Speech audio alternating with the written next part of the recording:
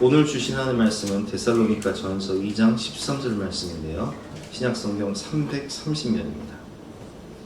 데살로니가 전서 2장 13절 말씀 우리 한 목소리로 같이 읽도록하겠습니다. 시작. 이러므로 우리가 하나님께 끊임없이 감사하며 너희가 우리에게 들은 바 하나님의 말씀을 받을 때 사람의 말로 받지 아니하고 하나님의 말씀으로 받으니 진실로 그러하도다. 이 말씀이 또한 너희 믿는 자 가운데서 역사하느니라. 아멘. 오늘은 성경은 판단의 대상이 아니라 순종의 대상입니다 라는 제목으로 본 말씀 어제에서 함께 은혜를 나누도록 하겠습니다. 오늘 본문이 데살로니가 전서인데 이 데살로니가는 지금의 그리스 땅에 있는 항구 도시죠. 그래서 지금 이 데살로니가는 지금도 기독교 도시입니다. 이렇게 교회가 많이 그리스 정교회 교회가 많이 있는 그런 도시인데 비잔틴 시대에는 이렇게 기독교 국가였어요. 그래서 우리 데살로니가의 모습이 어떤지 잠깐 우리 성지 영상을 잠깐 보고서 말씀을 듣도록 하겠습니다. 사실 데살로니가는 당시나 지금이나 이 마게도냐의 가장 큰 도시이고요. 이제 우리가 이제 저쪽 비행기를 타고 내리면서 보았던 데살로니가의 모습을 이렇게 먼저 보여드리면서요. 이 데살로니가는 마게도냐의 아주 거대한 만으로 일찍부터 이 항구가 발달이 되어 있었고요. 특히 이제 북쪽 마게도니아에서 이 지중해로 에게해로 진출하는 정말 거대한 항구 도시죠. 특히 사도 바울은 이 전도 여행 중에 이곳 이 데살로니가에서 3번의 안식일을 전하면서 복음을 전했던 정말 이 데살로니가 그러면서 최초로 보낸 서신서가 바로 데살로니가 전서이기도 합니다. 데살로니가까지 도착한 바울에게 있어서 처음으로 데살로니가에 도착해서 복음을 전했다라고 하는 그 역사적인 길 위에 세워진 수도원이 있어서 그러니 그 수도원도 아마 이 데살로니가 지역의 아마 최초의 수도원이면서 최초의 교회가 아닌가 싶습니다. 자, 이른 아침 이제 정말 일찍 이 새벽에 나와서 막 교회 문을 여는 순간에 이렇게 도착을 했고요.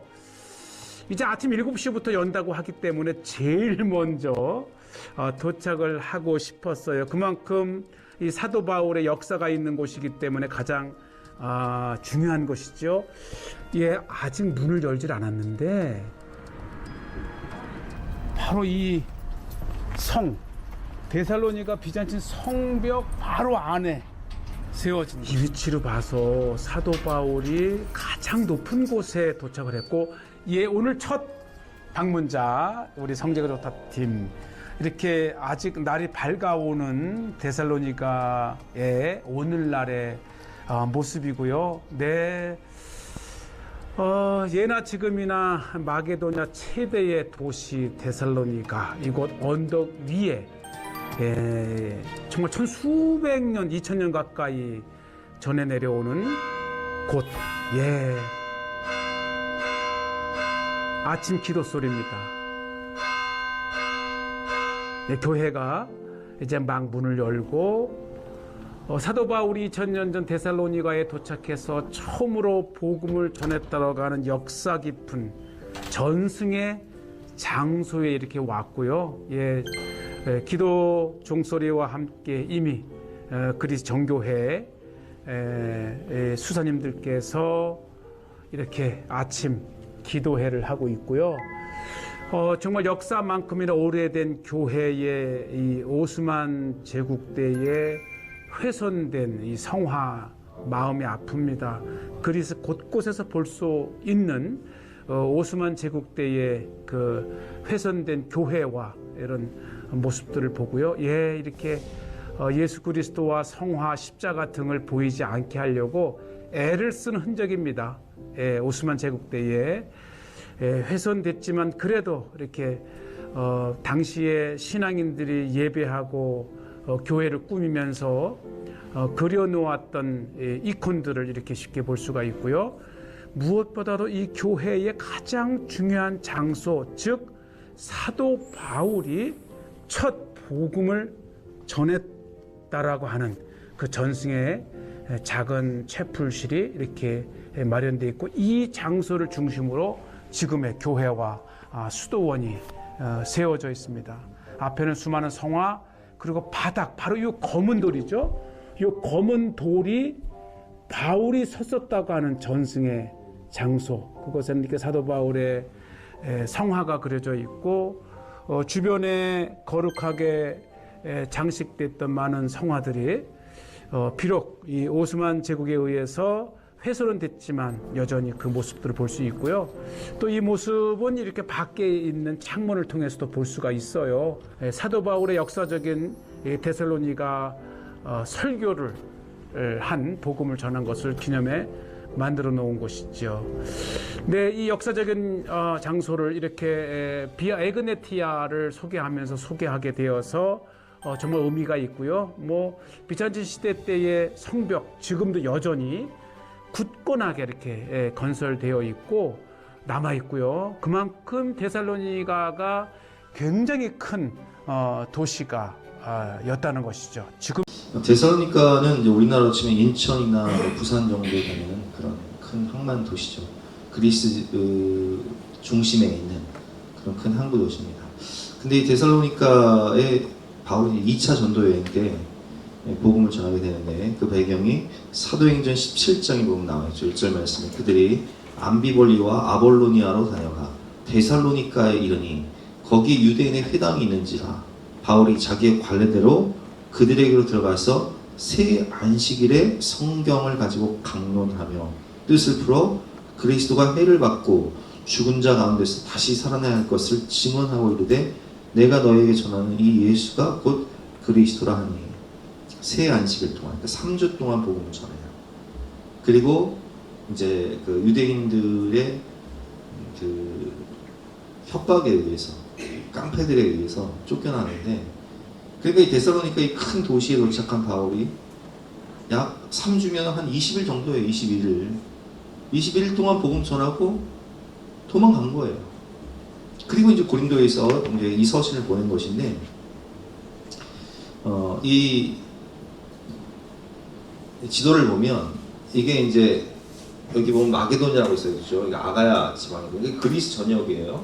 여기 데살로니카인데, 근데 놀랍게도 이렇게 3주 동안 복음을 전한 이 데살로니카 교회는 이 마게도니아와 아가야 지방에 놀라운 영향력을 끼치게 됩니다. 그래서 데살로니가전서 1장 2절 말씀을 보면 바울이 데살로니가 교회 성도들에게 인사를 하면서 이렇게 인사를 해요. 우리가 너희 모두로 말미암아 항상 하나님께 감사하며 기도할 때 너희를 기억하면, 그 교회는 너희의 믿음의 역사와 라는 표현처럼 믿음의 역사가 있었어요. 많은 기적과 이적이 있었고, 또 사랑의 수고, 영혼권을 위한 사랑의 수고가 많았고, 그리고 소망의 인내, 천국을 소망하면서 어떠한 환난과 핍박, 순교도 마다하지 않은 그런 소망의 인내가 있었던 교회였습니다. 그리고 6절 말씀처럼 또 너희는 많은 환난 가운데서 성령의 기쁨으로 말씀을 받아 우리와 주를 본받는 자가 되었으니, 예수님을 본받고 예수님처럼 살아가는 성도들이 많은 교회였습니다. 그래서 이 교회는 모든 마게도니아와 아가야 지역의 롤모델이 되는 교회, 모범이 되는 교회였다라는 것을 알 수 있죠. 그러므로 너희가 마게도니아와 아가야에 있는 모든 믿는 자의 본이 되었느니라. 그리스 전역에 많은 교회가 있었지만 그 많은 교회 중에서도 정말 믿음의 본이 되고 예수님의 향기를 나타내는 교회, 믿음의 소문이 각처에 퍼지는 교회. 8절 말씀이죠. 주의 말씀이 너희에게로부터 마게도니아와 아가야에만 들릴 뿐 아니라 하나님을 향하는 너희 믿음의 소문이 각처에 퍼졌으므로 우리는 아무 말도 할 것이 없노라. 참, 저는 이 말씀을 읽으면서 어떻게 새 안식일, 그러니까 22일 동안 하나님의 말씀을 받은 사람들이 이렇게 신앙생활을 잘하고 많은 열매를 맺으며 그리스도를 본받는 자가 되어서 선한 영향력을 미치고 믿음의 좋은 소문이 마게도니아와 아가야 전 지역에 퍼져서 그리스 전 지역에 모범이 되는 성도들의 삶, 모범이 되는 교회가 될 수 있을까? 그 비결이 참 궁금하지 않습니까? 근데 그 비결이 바로 오늘 본문 말씀입니다. 본문 2장 13절 말씀 다시 한번 읽어보겠습니다. 시작. 이러므로 우리가 하나님께 끊임없이 감사하는 너희가 우리에게 들은 바 하나님의 말씀을 받을 때 사람의 말로 받지 아니하고 하나님의 말씀으로 받으니 진실로 그러하도다. 이 말씀이 또한 너희 믿는 자 가운데에서 역사하느니라. 아멘.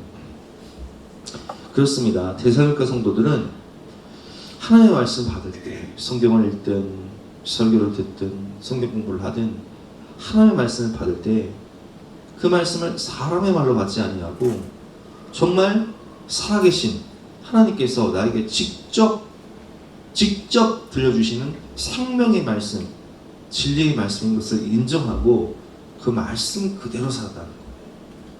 그 말씀을 인정하고 순종하며 살았다는 거예요.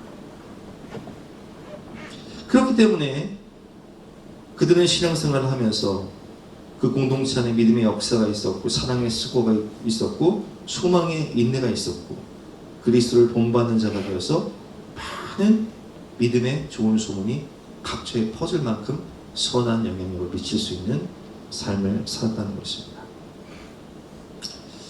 그들은 왜 하나님 말씀에 순종했을까요? 도대체 성경은 어떤 말씀이길래 우리가 절대적으로 순종하고 지켜야 할까요? 그래서 오늘은 성경에 대해서 잠깐 배우는 시간을 갖도록 하겠습니다. 성경은 창조주 하나님이 피조물인 우리에게 자신의 뜻을 하나씩 직접 알려주시는 계시의 말씀입니다. 계시라는 것은 뭐냐? 감추인 것을 드러내다라는 뜻이에요.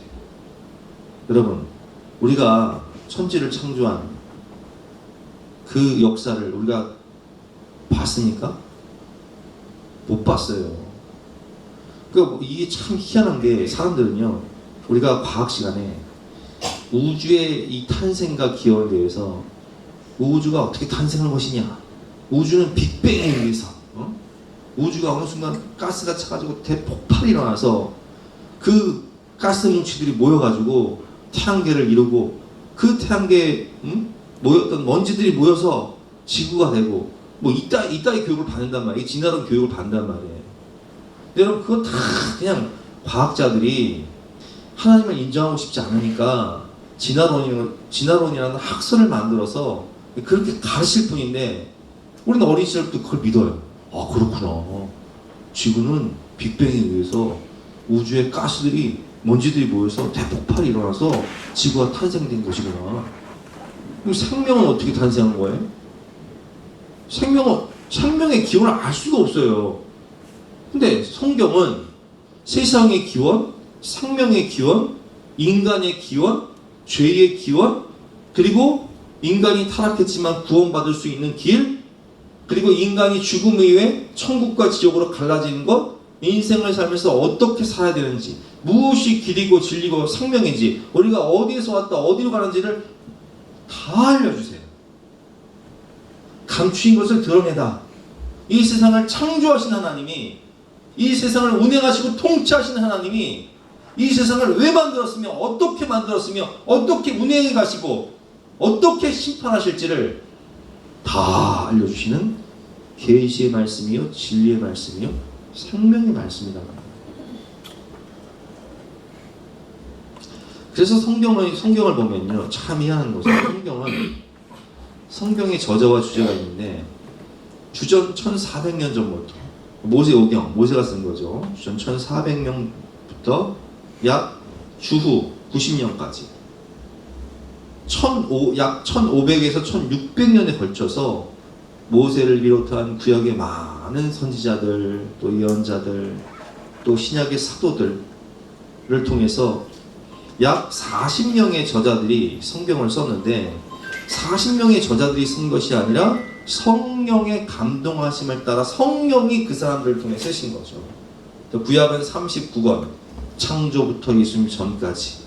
왜 예수님이 이 땅에 오셔야만 하는지, 인간의 전적 타락과 인간의 답이 없는 그런 현실을 보여주고 있고, 신약은 이제 우리를 구원하시기 위해서 오신 예수님의 사역과 십자가 대속의 죽음, 그리고 부활, 승천, 그리고 다시 오실 예수님에 대한 세상을 심판하시고 인류의 종말이 어떻게 오고 새하늘과 새 땅이 어떻게 이루어지는 데에 대한 모든 이야기가 신약에 나와 있습니다. 성경을 전체로 요약하면 하나님께서 잃어버린 세상을 다시 찾으시는, 회복시키시는 이야기고 예수 그리스도를 통한 천국 영생이에요. 그래서 성경에 딱 중심 인물이 있다면 그것은 예수님. 구약을 한마디로 정의하면 왜 예수님이 오셔야 하는가? 인간의 전적 타락, 답이 없는 현실. 하나님의 말씀을 주셨지만 불순종하고 멸망받고 심판받을 수밖에 없는 답이 없는 인간의 현실. 그 신약은 그 예수님이 오셔서 어떤 사역을 하셨는가? 십자가 대속의 죽음과 부활, 승천, 그리고 다시 오실 예수님. 그 다시 오실 예수님 앞에서 우리가 어떻게 믿음 생활을 해야 되는가? 성경이 다 알려주고 있어요. 성경은 성령의 감동하심을 받은 하나님의 사람들이 하나님께 직접 받아 기록한 계시의 말씀입니다. 사람이 쓴 것이 아니라 성령이 사람들을 통해서 쓰신 말씀이에요. 출애굽기 34장 28절 말씀. 모세가 여호와와 함께 40일 40야를 거기에 있으면서 떡도 먹지 아니하였고 물도 마시지 아니하였으며 여호와께서는 언약의 말씀 곧 십계명을 그 판들에 기록하셨더라. 하나님이 직접 새겨주신 말씀이죠. 베드로전서 1장 12절 말씀. 이 섬긴 바가 자기를 위한 것이 아니요 너희를 위한 것이니 계시로 알게 되었으니 이것은 하늘로부터 보내신 성령을 힘입어 복음을 전하는 자들로 이제 너희에게 알린 것이요 천사들도 살펴보기를 원하는 것입니다. 모든 성경은 하나님의 감동으로 된 것으로, 성령의 감동으로 된 것으로 교훈과 책망과 바르게 함과 의로 교육하기에 유익하니. 그래서 이 성경 말씀을 풀 때에는, 예언의 말씀을 풀 때에는 사사리 풀 수가 없는 거예요. 예언은 언제든지 사람의 뜻으로 낸 것이 아니요 오직 성령의 감동하심을 받은 사람들이 하나님께 받아 말하는 것입니다. 그래서 이 설교도요, 캐리그마 선포되어지는 하나님의 말씀도 받아 전하는 거예요. 그리고 임하는 말씀도 하나님이 내게 주신 말씀, 약속의 말씀, 하나님이 주신 성령의 감동을, 성경에 많은 생명의 말씀, 진리의 말씀이 있지만 내게 주신 약속의 말씀, 특별히 그 시간에 내게 주신 성령의 감동으로 내게 약속하신 그 말씀을 레마라고 해요. 기록된 말씀을 로고스, 성경 그 자체를 로고스, 기록된 말씀, 선포되어진 말씀을 캐리그마, 그리고 임하는 말씀을 레마라고 하는데 이 모든 것이 하나님이 성령의 감동하심을 통해서 우리에게 주신 약속의 말씀이라는 거예요. 그래서 이 하나님의 약속의 말씀을 액면 그대로, 하나님 말씀 그대로 믿고 순종할 때 우리는 삶이 변화되고 믿음의 역사, 또 사랑의 수고, 소망의 인도를 통해서 많은 사람들을 구원하는 영향력 있는 사람이 되는 것입니다. 그래서 오늘 제목이 뭐예요? 하나님의 말씀은 내가 평가하거나 판단하는 대상이 아니라 절대적으로 믿고 순종해야 하는 말씀인 것입니다. 하나님이 우리를 위해 주신 생명의 말씀에 순종하고 살아갈 때 어떤 역사가 일어나는지 오늘 본문에 나와 있죠. 1장 3절 말씀 시작. 너희의 믿음의 역사와 사랑의 수고와 우리 주 예수 그리스도에 대한 소망의 인내를 우리 하나님 아버지 앞에서 끊임없이 기억하매니 아멘. 제가 이 말씀 묵상하다가 이 문성주 집사님의 간증이 생각이 나더라고요. 이분은 얼마 전에 새롭게 아소서에 나왔는데 그 술집 마담이었던 김신영 집사님, 우리 간증 들었을 거예요.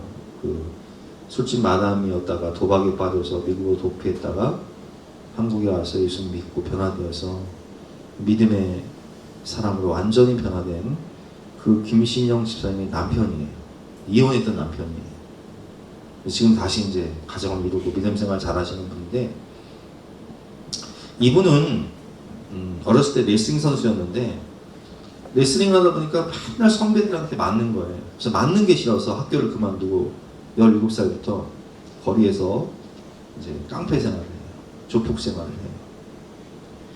그러다가 이제 도박장도 운영하게 되고, 그리고 그 김신영 집사님 아내를 만나서 가정을 이루지만 이제 맨날 술에 쩔어 살고 도박장 다니고 도박장 운영하니까, 그리고 도박장 끝나면은 또 쉬는 날 경마로 가는 거예요. 과천 경마장 가서 경마에서 돈을 탕진하는 거예요. 그러니까 아내가 살 수가 없는 거예요. 여러분 생각해 보세요. 사람이 늘 죄에 쩔어가지고 그렇게 막 돈을 탕진하고 살아가니까 가정이 제대로 돌아갈 수가 없잖아요. 그래서 결국 이혼당해요. 근데 이 사람이요, 돈은 많으니까, 돈은 항상 흘러, 도박장 운영하니까 돈은 항상 많으니까 그 돈 갖고 뭐하냐?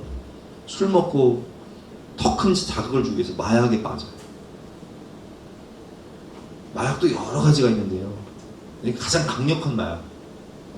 뽕쟁이가 돼가지고 사람이 완전 그냥 맛이 가버려요. 그러니까 조직에서도 내놔버려요. 이 사람 내놔버려요. 근데 마약을 하게 되면요, 이게 환각작용이 있어가지고 마약을 하면 환각 상태에서 이제 마귀가 조종을 하는 거죠. 사람을 죽여라 하면 죽여야 돼요. 그리고 내가 이렇게 사느니 뭐하냐, 자살하겠다면 자살해요. 근데 이 사람이요, 주변에 친구들도 마약을 많이 할 거 아니에요. 조폭 생활하는 사람들, 뽕쟁이들이 많으니까. 근데 자기 주변에 친했던 사람들 두 사람이나 자살하는 걸 본 거예요. 충격을 받죠. 나도 이렇게 살면 이렇게 죽겠구나. 이렇게 살고 싶지 않다. 그런 간절한 마음이 있는데, 그런 상황 가운데 이혼했던 전 부인에게 연락이 와요. 예수 믿으라. 나도 도박에 빠지고 나도 마약에 빠졌었지만 내가 예수님 믿고 이렇게 변화되었다고. 그래서 이게 뭐 믿을 수 없, 자기도 그렇게 살고 싶진 않은데 그 아내가 이렇게 변했다는 사실을 믿을 수가 없으니까 아내가 신앙생활을 하고 있는 춘천으로 가요. 가보니까 진짜 아내가 변화가 됐어. 그래서 이분이요, 아내가 다니는 그 교회 출석을 하면서 달마다 예배를 드려요. 달마다. 새벽에도 또 주일에도 주중에도 모든 예배에 참석하면서 은혜를 받고 회개를 하기 시작해요. 이게 사람이요, 죄를 많이 질수록 이 교도소를 왔다 갔다 하다 보니까 심판이 어떤 것인지, 죄의 삭시 무엇인지를 너무 잘 알거든요. 그래서 교도소 선교가 사실은 제일 쉬워요. 왜냐면 교도소에 있는 사람들은 죄의 삭시 무엇인지를 너무 잘 알고 있는 사람들이거든요. 근데 자기가 죽어서 어디 갈 걸 알아요? 죽어 심판받아 지옥 갈 것을 너무 잘 알고 있는데, 이제 예수 믿다 보니까 하나님 앞에 나와서 자기 죄를 천천히 회개하게 돼요. 도박장한 일, 사람들의 돈을 착취한 일, 깡패짓 하면서 사람들에게 상처 준 일, 마약한 일, 주변에 많은 사람들에게 아픔을 준 일 같은 것들을 다 하나님 앞에 회개하고 사람들에게 사과하고 그렇게 살아가는데 뭔가 찜찜해. 화장실 갔다가 뒤를 안 닦는 거죠. 뭔가 찜찜해. 아무리 회개를 해도 뭔가 찜찜함이 있는 거예요. 근데 그때 성경 말씀을 통해서 자신이 가장 큰 죄를 회개하지 않았다는 것을 깨달아요. 그것이 무엇이냐면은 예수님을 믿지 않는 것이 가장 큰 죄구나라는 걸 깨달아요. 요한복음 16장 9절 말씀. 죄에 대하여 하면 그들이 나를 믿지 아니하며. 여러분, 가장 큰 죄가 뭔지 아세요? 창조주 하나님을 부인하는 거. 하나님, 어리석은 사람들은 그 마음에 이르기를 하나님이 없다 하도다. 가장 큰 죄가 뭔지 아세요? 우리가 죽을 수밖에 없는 죄인인데, 이 죄인 중에 개수 같은 우리들을 위해서 하나님이 세상을 이처럼 사랑하사 독생자를 내어주셨잖아요. 왜? 그 길만이 유일한 길, 구원의 길이기 때문에. 근데 그 독생자의 희생과 사랑, 하나님의 사랑을 무참히 짓밟고 예수님을 안 믿는 것이 인간에게서 가장 큰 죄거든요. 그걸 깨닫는 거예요. 내가 하나님 없이 살아가는 것 같아. 예수님을 믿지 않았던 것이 가장 큰 죄구나 라는 것을 깨닫고 회개하고 성령을 받기 시작합니다. 근데 이 사람이요, 직업이 뭐였어요? 도박자 운영하는 거였어요. 많은 돈 벌었어요. 근데 예수 믿었으니까 다시 그 일을 할 수 있어요? 할 수 없잖아요. 저 동업을 하던 친구에게 그냥 다 그냥 주고 이제 춘천으로 내려와서 학원 운전기사를 하면서 살아가는 거예요. 월급이 얼마야? 120만 원. 근데 이 사람이 도박장 운영할 때 사람들이요, 도박을 하러 오는 사람들이 멤버가 없으면 거기 껴가지고 이제 도박을 같이 하거든요. 근데 본인이 간증할 때 그런 얘기를 하더라고요. 내가 하루에 최고로 많이 잃어보는 것이 7천만 원까지 잃어봤습니다. 근데 그 잃어도 감흥이 없는 것이 그냥 또 벌면 되니까. 돈을 얼마나 많이 벌었는지 돈을 그냥 버는 대로 자동으로 갖고 와서 침대 밑에 너 그냥 쌓아놓고 살았대. 은행을 가본 적이 없대. 그 돈 가지고 뭐 있어요? 죄짓고 경마, 마약하고 술 먹고. 근데 예수님 믿고 그 모든 걸 다 포기하고 살아가는데 물질이 궁핍하잖아요. 물질이 아쉽잖아요. 근데 그때 하나님 주신 말씀이 있어요. 히브리서 13장 5절 말씀, 돈을 사랑하지 말. 이 말씀은요, 다 이분이 예외를 드리면서 이 설교 시간에 하나님 이렇게 선포되어진 말씀, 성경 말씀을 선포할 때 그 말씀을 붙잡고 기도할 때 그 말씀이 내 안에 내재해 있다가 이런 어려움을 당하면 레마로 생각나게 하시는 말씀을 간증하는 거예요. 지금 돈을 사랑하지 말고 있는 말을 족한 줄로 알라.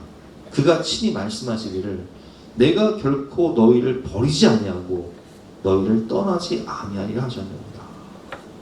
아, 돈을 사랑하지 말고 내가 120을 벌든 150을 벌든 또 안에도 돈을 버니까 자족하면서 감사하면서 하나님을 의지하며 살아야겠구나. 하나님이 뭐라고 말씀하셨어요? 그가 친히 말씀하시기를 내가 결코 너희를 버리지 않냐고 너희를 떠나지 않냐. 내가 너의 삶의 공급자가 되어주리라. 이 말씀이 믿어지는 거예요. 그래서 친구에게 도박장을 넘겨줬잖아요. 한 번은 친구한테 전화가 온 거예요. 야, 내가 너 때문에 돈 많이 벌었는데, 엄청 벌었는데 내가 어떻게 이거 혼자 다 먹냐? 너를 위해서 반은 남겨뒀으니까 와서 가져가라. 안 가져갔대. 이야, 이 배짱 어디서 나오는 거예요? 자기가 받을 돈도 많았대요. 사람들한테 못 받은 돈 그거 다 안 받는다고 그랬대. 왜? 이제는 난 누구를 의지하며 사니까? 하나님을 의지하면서 성실하게 일하고 땀 흘려서 땀 흘린 고생하고 땀 흘린 돈만 내가 하나님 안에서 자족하며 감사하며 살겠다는 거예요.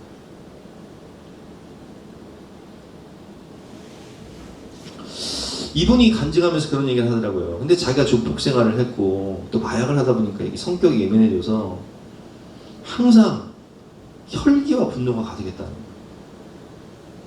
신앙생활을 하지만 교회에서 예를 들면 우리 남성 목사님 족구하잖아요.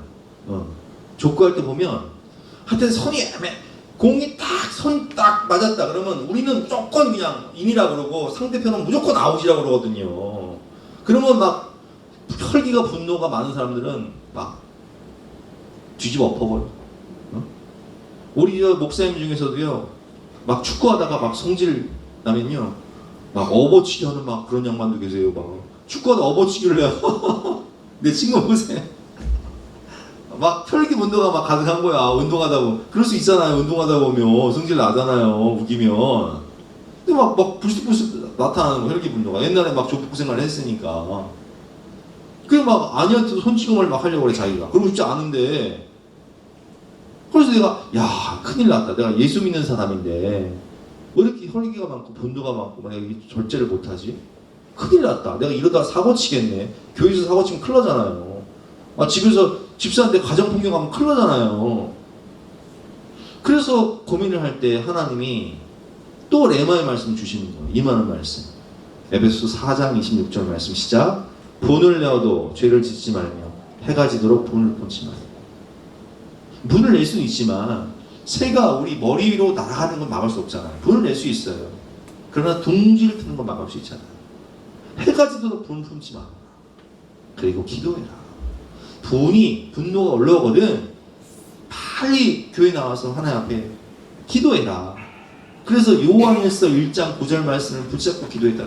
분노와 혈기가 올라올 때마다 만일 우리가 우리 죄를 자백하면 그는 밉보시고 오로사 우리 죄를 사하시며 우리를 모든 불에서 깨끗하게 하실 것이. 하나님, 내 안에 또 분노와 혈기가 올라옵니다. 혈압이 오르고 폭발할 것 같습니다. 근데 이 문제를 제가 해결할 수 없습니다. 십자가 앞에 나가서 하나님께 토하는 거예요. 그렇게 기도하다 보니까 어느 순간 눈 녹듯이 모든 분노와 혈기가 싹 사라져. 온유한 사람이 돼. 겸손한 사람이 되죠. 이런 믿음의 역사가 어떻게 나타나는 거죠? 하나님 말씀을 액면 그대로 믿는데, 이분은요 학벌이 높은 게 아니에요. 이분은 중졸이에요. 근데 참 이분의 간증을 들으면서 놀라운 것은 하나님의 말씀을 그냥 액면 그대로 믿어요. 그리고 그 말씀 붙잡고 기도하면서 순종하려고 했어요. 그 믿음의 역사가 일어나는 거예요. 삶이 놀랍게 변화되자 그 모습을 보고 부모님이 변화가 돼요. 예수님을 믿지 않던 부모님이 이 아들한테 뭐라고 하나요? 너는 절대로 서울 올라갈 생각하지 마라.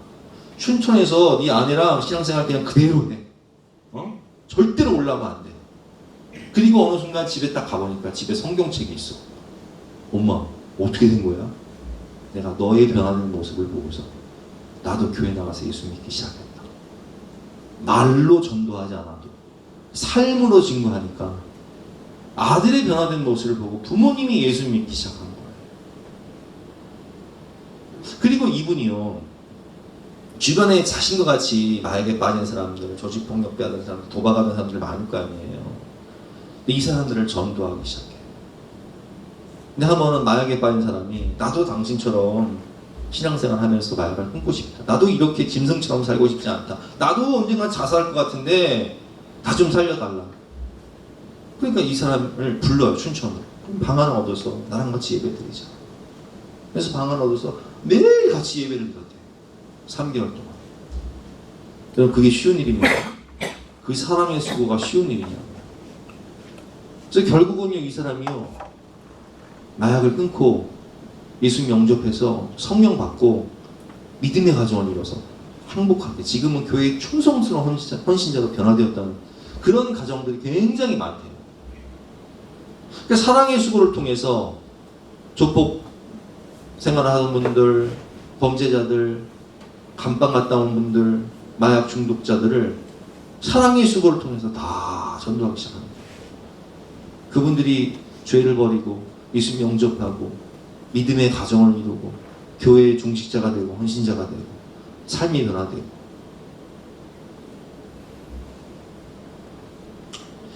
소망의 인내, 아까 제가 소망의 인내를 말씀드렸는데, 근데 왜 이 김신영 집사님 아내 되는 분이요, 이제 얼마 전에 뇌출혈로 쓰러지기도 했고 지금 암투병 중이세요.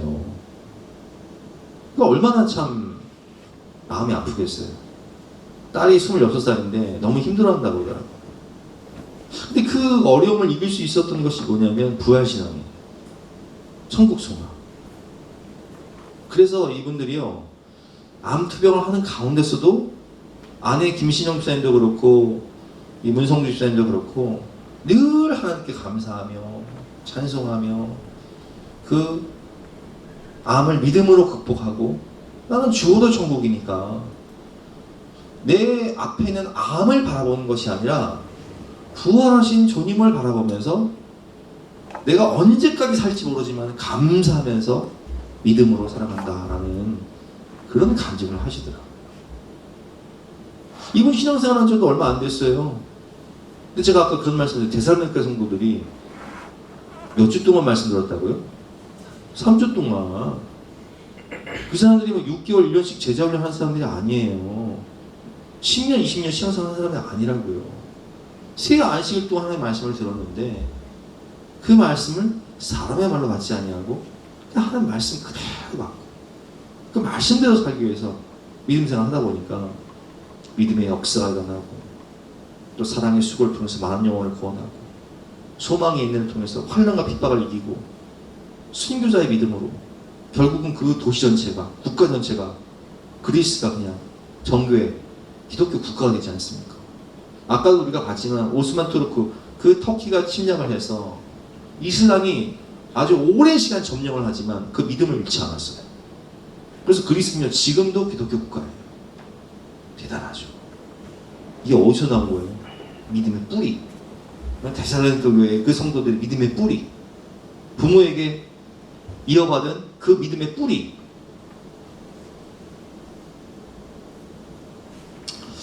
여러분 그렇습니다. 하나님의 말씀은 살았고 활력이 있어, 운동력이 있어. 좌우에 나서는 어떤 검보다도 이기게 하여 혼과 영과 및 관절과 골수를 찔러 쪼개기까지 하며 또 마음의 생각과 뜻을 판단하시나니 주의 말씀은 내 발에 등이어 내 길에 비치니이다. 하나님의 말씀을 우리가 그 진리의 말씀, 생명의 말씀인 성경을 날마다 읽고 묵상하고 순종해야 돼요. 하나님의 말씀은 평가나 판단의 대상이 아니에요. 여러분 설교를 들을 때도요, 이걸 뭐 평가하고 아유 오늘 목사님 설교를 잘하시네 이렇게 평가하고 판단하면요 은혜를 받을 수가 없어요. 그냥 하나님의 말씀 그 자체를, 그 본문 말씀 그 자체를 그냥 하나님의 말씀으로 인정하고 믿고 순종할 때 역사가 일어나요. 자, 성경을 보세요. 나아만은 아람 나라의 군대 장관이었어요. 왕 다음의 권력이에요. 근데 병이 있었어요. 무슨 병이에요? 나병이에요. 그럼 나병 환자 만나보셨어요? 저 만나봤거든요. 막 얼굴이 일그러지고 눈이 막 손가락이 막 나병은요. 그래서 진 밖에 머물러야 되는 병이잖아요. 아무리 내가 권력 있고 돈이 있으면 뭐해. 나병에 걸리면 사람답게 못 사는 거예요. 근데 이스라엘에서 데려온 그 여종이요. 이렇게 얘기하는 거예요. 야, 장군님 우리나라에 가면요. 엘리사라는 하나님의 종이 있는데요.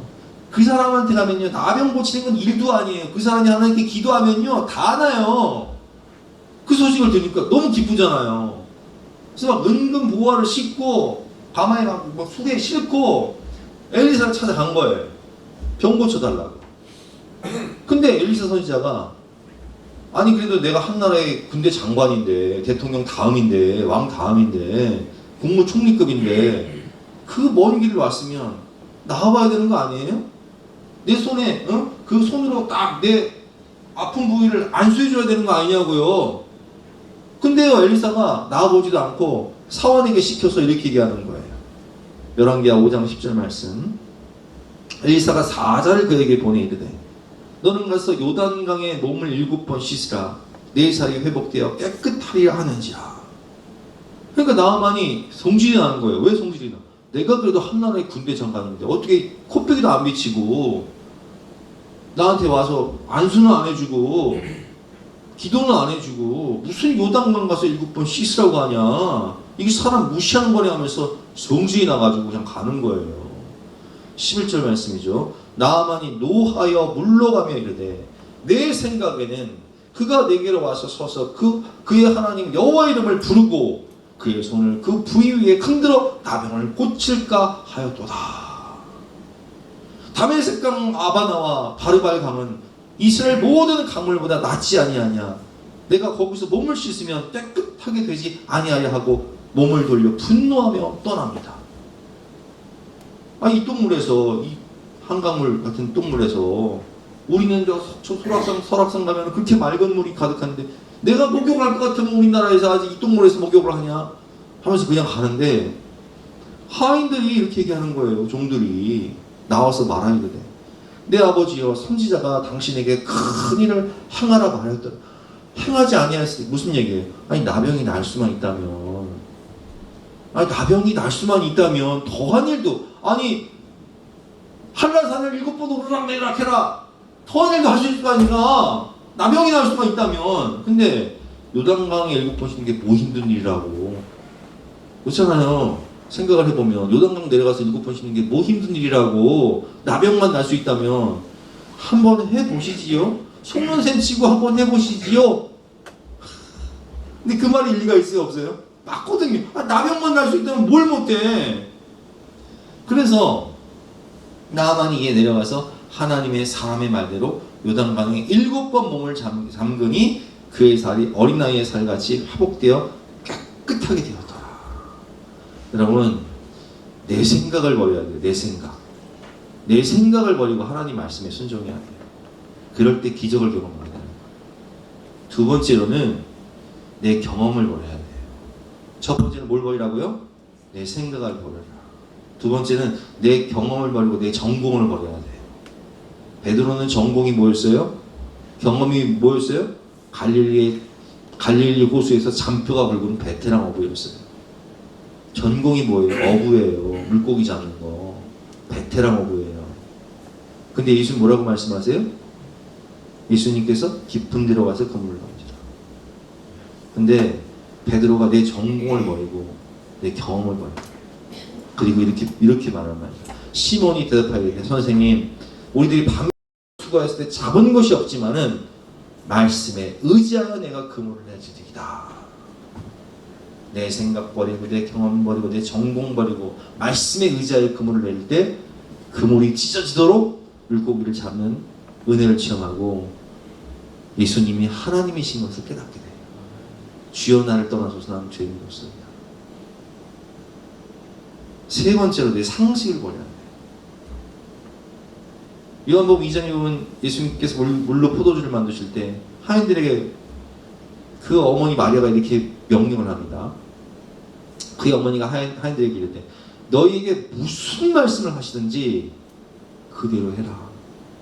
네가 판단하려고 하지 말고 네 상식 버리고 네 경험 버리고 네 생각 버리고 무슨 말씀을 하시든지 그대로 해라. 근데 예수님께서 뭐라고 말씀하세요? 손 씻고 발 씻는 그 물 항아리에다가 끝까지 물을 채우라는 거예요. 저 시냇가에 우물에 가가지고 떠와가지고. 그래서 그 물을 떠온 사람들이 누구예요? 하인들이에요. 채웠어요. 이게 물인지 포도인지 누가 더 잘 알아요? 하인들이 알아요. 근데 예수님께서 뭐라고 말씀하세요? 이제는 떠서 연회장에 갖다 주라 하심에 갖다 줍니다. 무슨 말씀을 하시는지 그대로 가요. 근데 연회장이요, 물로 된 포도주를 맛보고 깜짝 놀랍니다. 야, 이렇게 맛있는 포도주 어디서 났냐? 어디서 난지는 누가 알아요?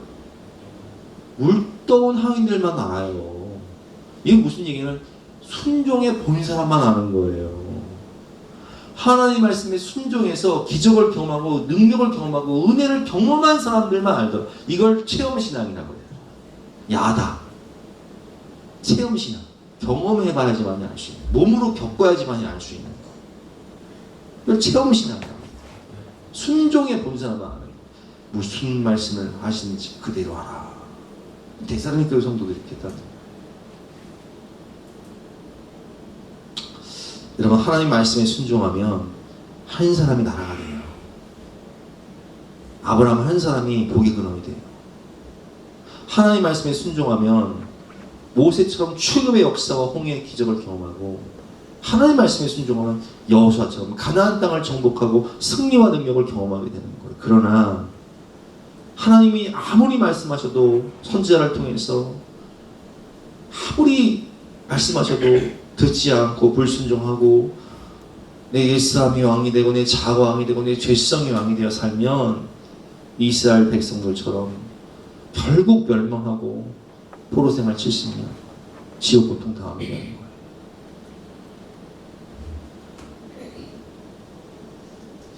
여러분, 하나님은 나를 살려주시기 위해서 내게 생명의 말씀, 진리의 말씀을 주셨습니다. 우리가 그 생명의 말씀, 진리의 말씀을 믿고 순종하면 구원을 받고 놀라운 변화, 믿음의 역사, 사랑의 수고, 소망의 인내, 변화를 겪고 축복을 받게 되는 거예요.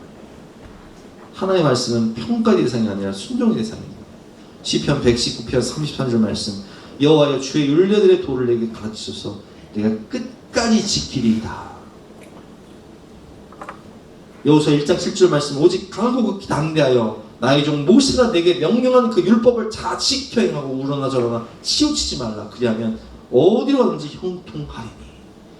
요한계시록 1장 3절 말씀, 이 예언의 말씀을 읽는 자와 듣는 자와 그 가운데 기록된 것을 지키는 자는 복이 있나니 때가 가까우니라.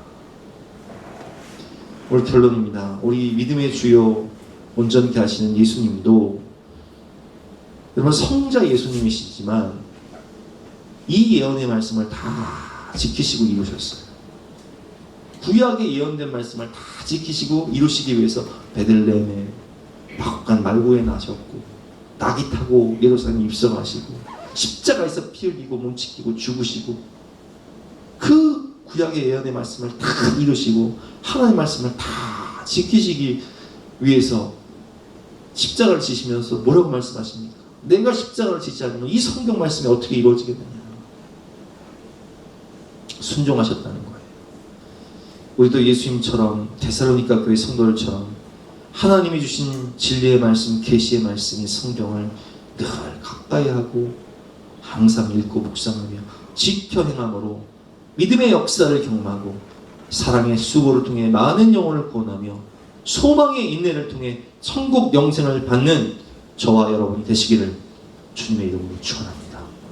우리 함께 찬양을 기도할 때 하나님 말씀 순종하며 살겠습니다. 하나님이 찾는 그러한 사람이 되겠습니다.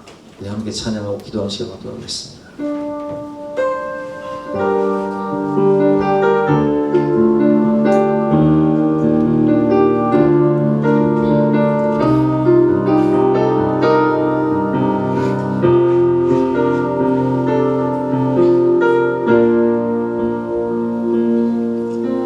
말씀 앞에서 경외함으로 주께 홀로 섭니다. 생명의 말씀 읽고 순종해 주를 예배합니다.